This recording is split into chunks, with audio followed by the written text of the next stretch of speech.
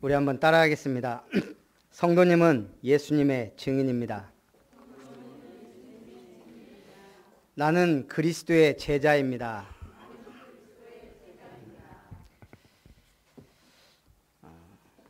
눈이 아프니까 몇 가지 좋은 점이 있어요. 일단 쉬는 시간에 순간순간 눈을 쉬어줘야 돼요. 눈을 감고 가만히. 그러다 보니까 영상으로부터 자유해요. 지금 눈이 아프니까 스마트폰 보는 것도 TV도 볼 수 없고,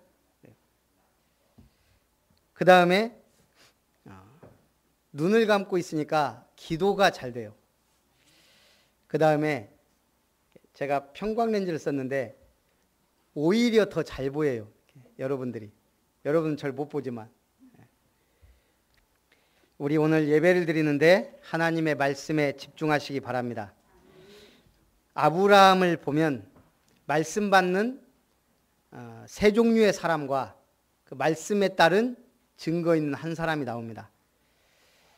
첫 번째는 아브라함처럼 말씀을 딱 붙잡는 사람, 믿음의 조상이요 믿음의 모델이 되었습니다. 두 번째는 조카 롯입니다.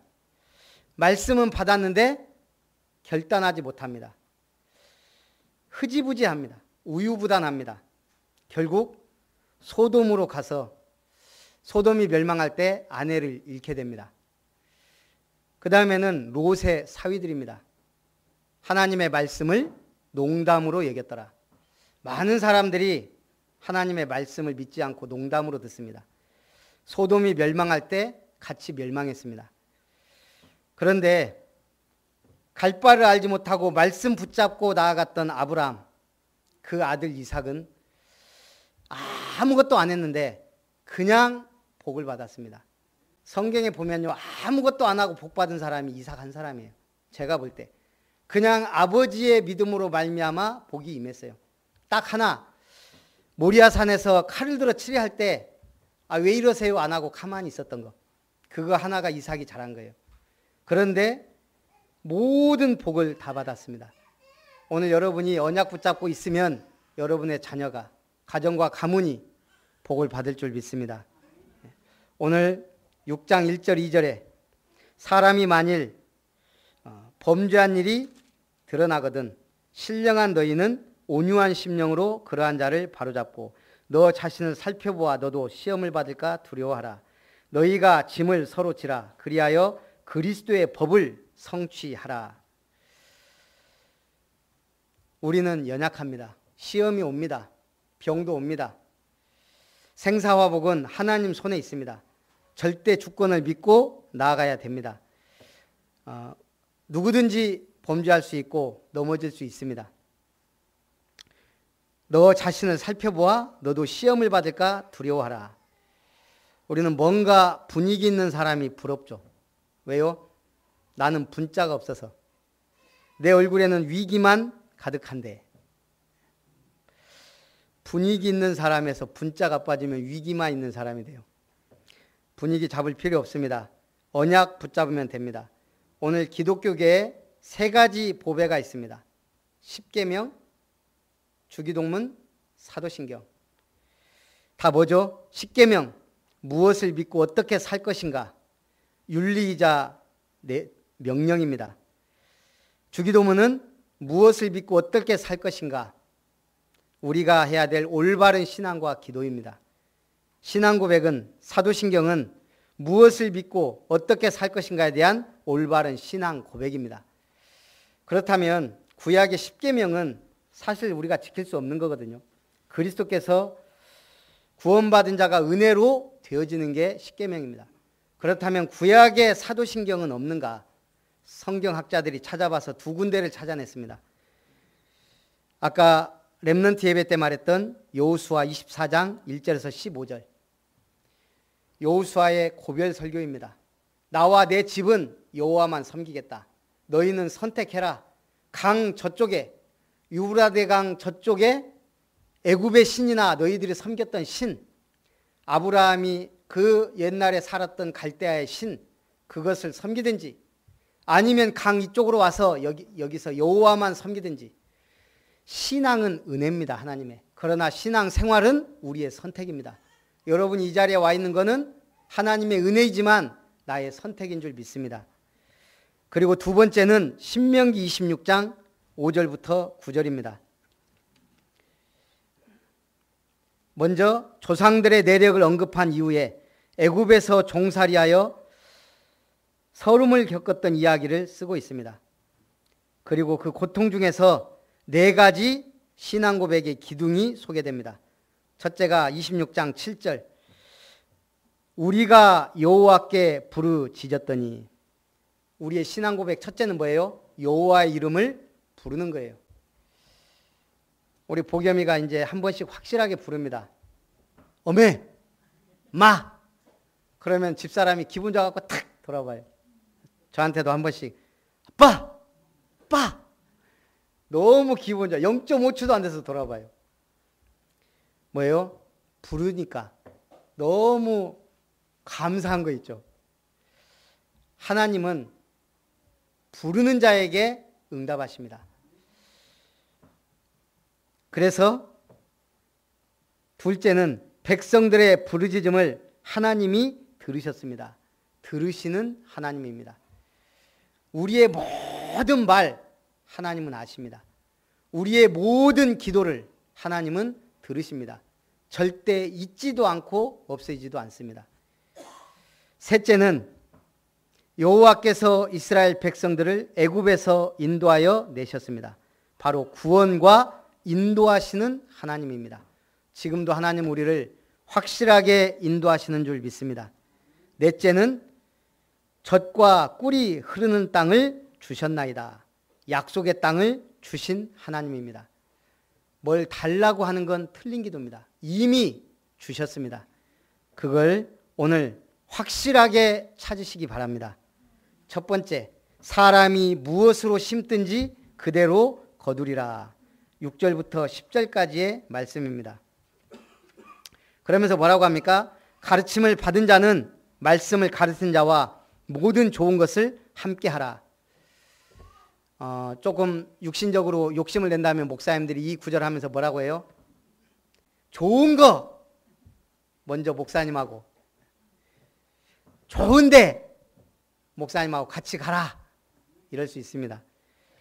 이게 육신적으로도 맞습니다. 여러분들이 좋은 것을 성도와 믿음의 사람과 함께 하는 게 더 좋습니다. 그러나 영적으로 해석해야 됩니다. 영적으로 뭐예요? 약속의 땅을, 젖과 꿀인 약속의 땅을 주셨다면 어떻게 해야 돼요? 함께 가는 거예요. 오늘 우리가 같이 예배를 드립니다. 예배 못 드리는 분들 보면 안타깝죠. 왜요? 이 말씀을 같이 받고, 이 말씀을 같이 붙잡고, 이 말씀 속에 같이 응답받고 결국은 우리에게 주신 젖과 꿀이 흐르는 약속의 땅에 함께 들어가는 거잖아요. 우리의 신앙 고백, 세계복음화, 민족복음화, 지역복음화, 순천복음화, 우리 혼자 할 수 없잖아요. 함께 가는 거예요. 같이 응답받아야 돼요. 아름다운 미션, 성경적 복음적 정신치유 사역원, 힐링센터, 미션타운, 렘넌트타운, 뭐예요? 저 혼자 얘기하면 공허한 메아리가 돼요. 함께 가기 위해서 오늘 우리는 함께 예배하고 함께 기도하고 함께 가야 될 줄 믿습니다. 가르침을 받는 자는 말씀을 가르치는 자와 모든 좋은 것을 함께 하라. 우리가 함께 약속의 땅을 향하여 갈 때 모든 좋은 것이 따라올 줄 믿습니다. 자기의 육체를 위하여 심는 자는 육체로부터 썩어질 것을 거두리라. 아버지께서 주신 것이 아닌 세상으로부터 온 것이 바로 육신의 정욕과 안목의 정욕과 이생의 자랑들입니다. 성령을 위하여 심는 자는 성령으로부터 영생을 거두리라. 우리가 성령을 위하여 심는 자는 삶 속에서 성령의 9가지 열매가 따라옵니다. 사랑, 희락, 화평, 오래 참음, 자비, 양선, 충성, 온유, 절제. 열매 맺는 우리 아름다운 성도님들 되시기를 주님의 이름으로 축원합니다. 아멘이 적어요. 밥을 못 드셨어요? 선을 행하되 낙심하지 말지니 포기하지 아니하면 때가 이름에 거두리라. 복음의 상급은 영원한 면류관입니다. 자, 오늘 우리가 예수 이름으로 모였습니다. 한번 생각을 해볼까요? 부활하신 주님을 만난 사람들 한 사람도 예의 없이 변화되었고 최고의 응답된 삶을 살았습니다. 예수님 무덤에 계실 때 제일 처음 찾아갔던 사람들 누구예요? 마리아와 여자들이에요. 뭐하러 갔어요?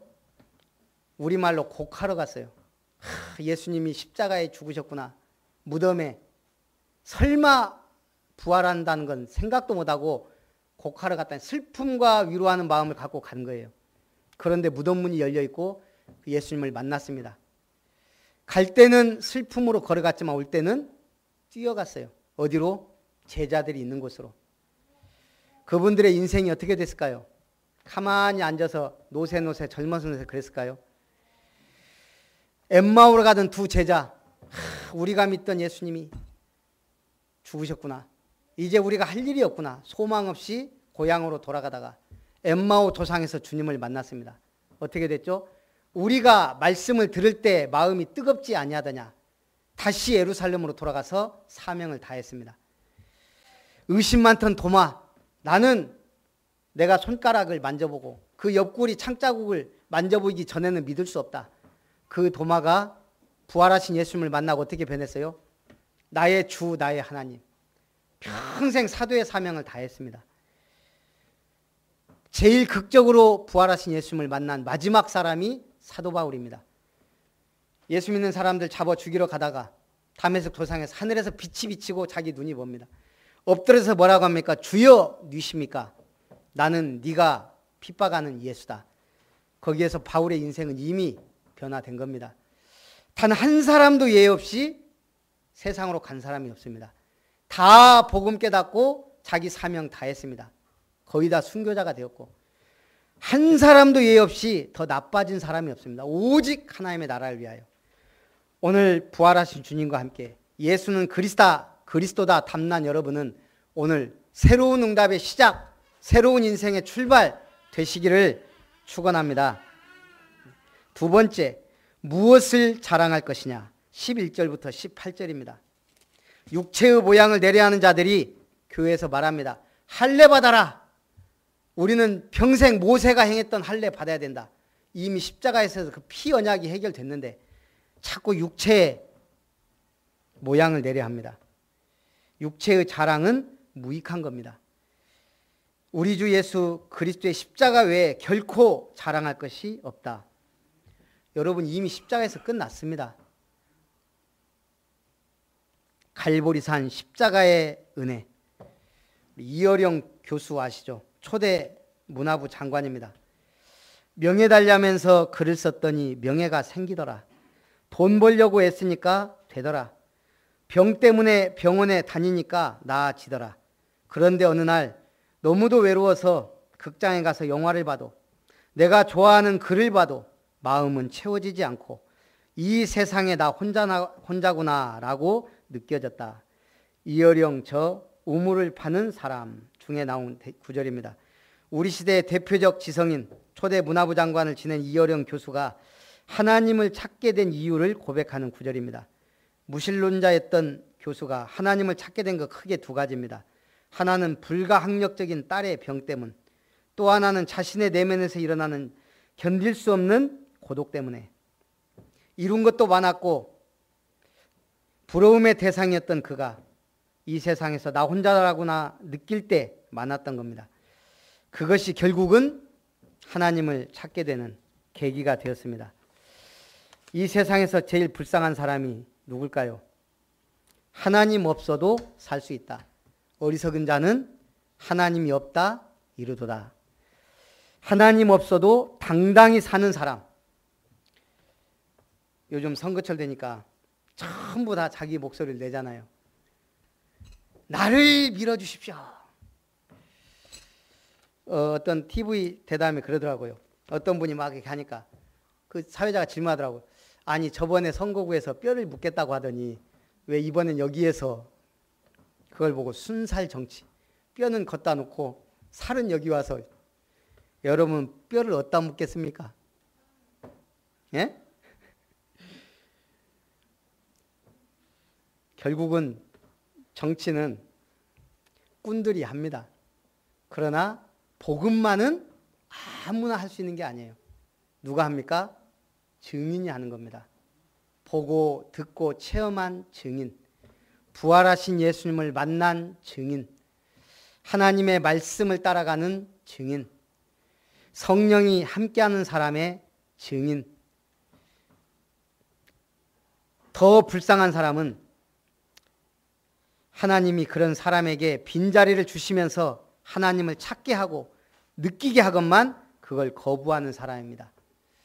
세 번째, 더 불쌍한 사람은 그 빈자리를 느낀 겁니다. 그런데 다른 데 가서 찾는 거예요. 절로 갑니다. 사람을 찾습니다. 돈을 의지합니다. 대부분의 사람들이 그렇습니다.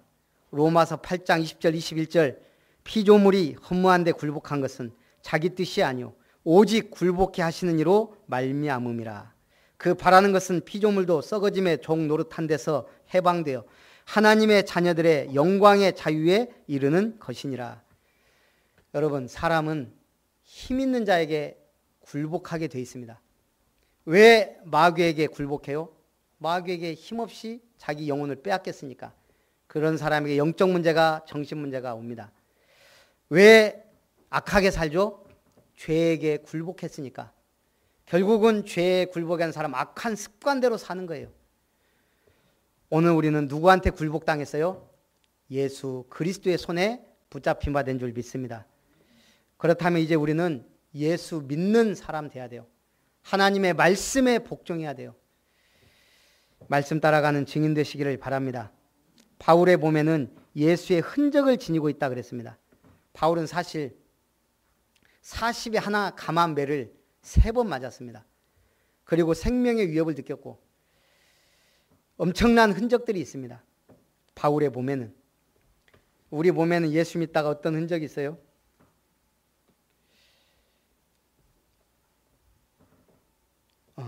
나폴레옹이 어느 날 만찬을 베풉니다. 특별한 사람들만 초청했습니다. 그 초청의 기준이 전쟁에서 입은 상처가 있는 사람들만. 거기에는 아무리 계급이 높아도 상처가 없는 사람은 초대받지 못했습니다. 전쟁에 입은 상처. 오늘 바울이 자랑스럽게 말합니다. 내 몸에 예수의 흔적을 지녔다. 여러분에게는 어떤 흔적이 있습니까? 어떤 예수 믿는 증거가 있습니까? 여기에 있는 자체가 증거인 줄 믿습니다. 우리는 흔적은 없어도 증거가 있어야 돼요. 어떤 증거요? 나는 하나님의 자녀다. 구원받은 하나님의 자녀. 여러분이 안 믿어지면 순천에서 가장 용하다는 무속인을 찾아가 보면 그 무속인이 뭐라고 할 것 같아요? 진짜 무속인은요, 그 자리에 없습니다. 이미 예수 믿는 사람 오면 그 자리에 못 있어요. 왜냐? 상극되니까. 본인이 신이 안 오니까 도망가 버려요. 제가 옛날에 무속인 전도에 보면 그런 사람들이 많더라고요. 또 어떤 사람은 그렇게 얘기합니다. 오늘 십자가 2개가 오는 거 봤다. 여기 오지 마시라. 소금을 뿌리기도 합니다. 진짜 용한 무속인들에게 우리가 뭘로 보인다고요? 김 집사, 곽 집사, 김 목사가 아니고 십자가로 보입니다. 그게 우리의 증거입니다. 예수 믿는 사람은 누구든 우리가 흔들려도 그 안에 십자가의 증거가 있는 겁니다. 예수의 흔적을 가진 자, 예수의 증거를 가진 자. 어떤 사람이에요? 믿음의 역사가 일어납니다. 날마다 예수는 그리스도, 모든 문제 해결자라는 증거를 갖고 있어야 됩니다. 오직 의인은 믿음으로 말미암아 살리라. 오늘부터 믿음으로 사세요. 불신앙하지 말란 얘기입니다. 예수 그리스도면 끝입니다. 더 이상의 것은 없습니다. 사랑의 수고를 할 수 있습니다. 항상 교회를 사랑하고 헌신하는 수고, 믿음, 소망, 사랑, 이것은 항상 있을 것인데 그 중에 제일은 뭐다? 사랑이다. 생각해 보세요. 우리가 뭘 해도 사랑이 없으면 그거는 가짜입니다. 우리가 만약 천국에 갔는데 사랑이 없다면 뭐죠? 황폐할 거예요. 천국조차도. 그래서 천국에는 사랑만 있습니다. 왜냐? 믿을 필요 없어요. 이미 하나님의 나라에 갔으니까. 인내, 고통 할 필요 없어요. 이미 내 몸은 영의 몸을 입었으니까. 제가 생각해 보니까 천국에는 사랑만이 존재하지 않을까. 사랑이 없다면 아무것도 아닙니다. 오늘 우리가 교회를 사랑하시기를 바랍니다. 소망의 인내입니다. 늘 현장에서 미션을 수행하며 인내하며 나아가는 겁니다.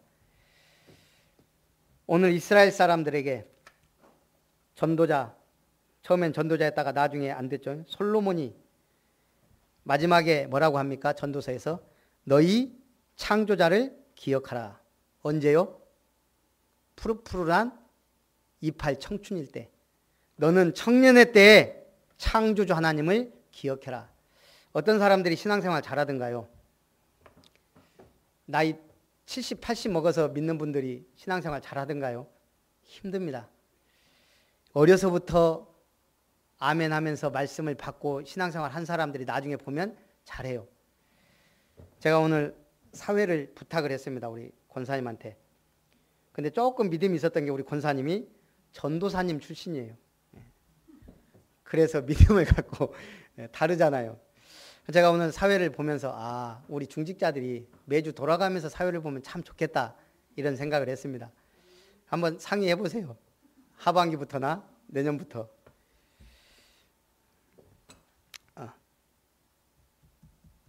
그래서 솔로몬이 너의 창조자를 기억하라.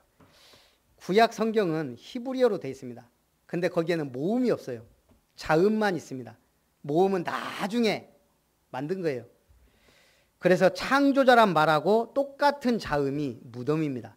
그래서 이스라엘 사람들은 이 구절을 읽을 때 두 가지를, 어떨 때는 창조자라고도 하지만 자기들끼리 얘기할 때는 너는 청년의 때 곧 곤고한 날이 이르기 전, 나는 아무 낙이 없다고 할 해가 가깝기 전에 너의 무덤을 기억하라란 말을 자주 쓴다 그럽니다. 창조자와 무덤. 우리가 창조주 하나님을 만나면 그 다음에 뭘 생각하죠? 나는 어떻게 죽을 것이냐, 무엇을 하다 죽을 것이냐 생각하게 됩니다. 오늘 하나님을, 창조주 하나님을 제대로 믿는 사람은 참된 마지막을 인식하며 살게 됩니다. 그럼 오늘의 응답을 향해 가게 돼 있어요. 오늘 마지막으로 우리가 믿는 하나님에 대하여 다시 한번 정리합니다. 자, 하나님은, 우리는 거룩하신 하나님을 떠나버렸습니다. 그래서 하나님을 볼 수도 없고 만날 수도 없습니다. 죄인된 우리가 하나님을 만나면 하나님은 죄를 향하여 돌격한다 그랬어요. 우리는 하나님을 보면 죽습니다. 그래서 구약 성경에도 하나님이 우리에게 주신 게 있습니다. 우리가 볼 수 없고 만날 수 없고 말씀 들을 수 없기 때문에 누군가를 선택한 겁니다. 기름을 부어 하나님의 사람을 선택하고 그에게 말씀을 주셨습니다. 그 말씀 가운데 가장 먼저가 뭐죠? 너희의 정체성입니다. 너는 누구다. 그게 뭐예요? 하나님의 형상대로 지음받았다고 알게 한 겁니다. 진짜 하나님이라면 우리한테 뭘 주겠죠? 너희는 어떤 존재다. 그게 하나님의 형상대로 지음받은 존재입니다. 그 다음에 뭐 하겠죠? 우리가 자녀를 내보낼 때 아이들에게 뭐 하랍니까? 차 조심해라, 길 조심해라, 기차 조심해라, 낯선 사람 조심해라, 단 거 먹지 마라. 전부 뭐예요? 조심해라. 그게 법입니다. 하나님이 우리에게 주신 말씀은 법입니다. 조심하라는 겁니다. 마귀를 조심하고 죄를 멀리하고 하나님을 사랑하고 쭉 말씀을 통해 다 조심하라는 얘기입니다. 저주와 재앙이 있으니 피해라. 지옥과 멸망이 있으니 거기에 빠지지 마라. 세 번째는 뭐죠? 하나님의 말씀이라면 특별하겠죠. 불교의 불경과 하나님의 말씀이 다른 게 뭐가 있을까요? 여러분이 종교의 경전을 읽으면 뭐가 와요? 너무너무 좋은 말, 물은 물이로되 산은 산이로다. 알쏭달쏭하면서 좋은 말들을 합니다. 심오한 말을 합니다. 하나님의 말씀은 그런 거 없습니다. 그냥 단도직입적입니다. 그러면서 성취될 예언의 말씀을 주십니다. 하나님의 말씀이라면 뭐가 다르겠죠? 미래를 예언하고 성취하겠죠. 8,000가지 이상의 예언인 예수 그리스도가 오셨습니다. 그리고 마지막 때 일어날 많은 일들, 나라들, 그리고 마지막 때 일어날 일들과 재앙들과 성취될 말씀들을 이미 성경에 담아 주셨습니다. 그래서 우리는 이 말씀을 붙잡아야 됩니다. 그 다음에 하나님의 말씀이라면 뭔가 다르겠죠. 능력이 나타납니다. 재창조의 능력. 저는 눈은 아프지만 여러 가지 하나님의 은혜를 깨닫게 됐습니다. 재창조의 능력이 여러분들에게도 임하기를 원합니다. 예수님은 그리스도입니다. 기름 부음을 받은 자입니다. 무슨 기름이에요? 식물성이에요? 동물성이에요? 감람유, 올리브유를 발랐습니다. 기름은 성별의 의미가 있습니다. 하나님이 특별히 기름을 부은 사람은 성별된 선지자, 제사장, 왕입니다. 오늘 우리가 예수 믿는 순간 예수님의 기름 부음이 우리에게 임했습니다. 우리는 세상에서 구별된 성도가 된 겁니다. 그 다음에 기름의 특징이 뭐예요? 등화용입니다. 불을 밝힙니다. 한마디로 예수 믿으면 흑암이 떠나가고 빛을 비추게 됩니다. 그래서 우리는 뭐라고요? 너희는 빛의 자녀다. 세 번째는 기름은 치료제입니다. 좋은 기름은 우리의 몸을 치료합니다. 마찬가지로 예수 그리스도를 믿는 순간 우리의 연약함, 모든 것, 질병까지라도 치유됩니다.